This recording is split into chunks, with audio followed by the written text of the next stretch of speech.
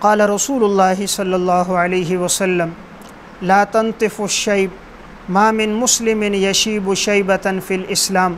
الا كانت له نورا یوم القیامہ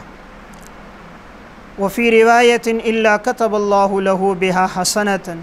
وحط عنہ بها خطیئة رواہ ابو داود صدق اللہ العظیم۔ نبی اکرم صلی اللہ علیہ وسلم نے ارشاد فرمایا لا تنتف الشیب، تم سفید بالوں کو مت اکھیڑو۔ ما من مسلم یشیب شیبۃ فی الاسلام، نہیں ہے کوئی مسلمان کہ اسلام کی حالت میں وہ بوڑھا ہو جائے، الا کانت لہ نورا یوم القیامہ، مگر یہ سفید بال قیامت کے دن اس کے لیے نور ہوں گے۔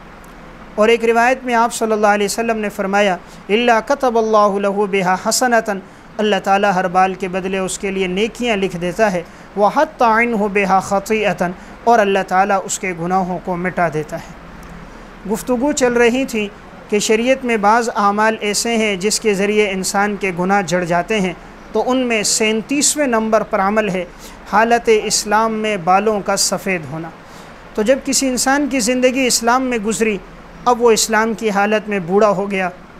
اور اس کی داڑھی کے بال سفید ہو گئے، تو اب ان سفید بالوں کو نوچ کے نکالنا، اس سے آپ نے منع فرمایا۔ آپ نے فرمایا لا تنتف الشیب، ان سفید بالوں کو مت نکالو، اس لیے کہ یہ قیامت کے دن تمہارے لیے نور ہوں گے۔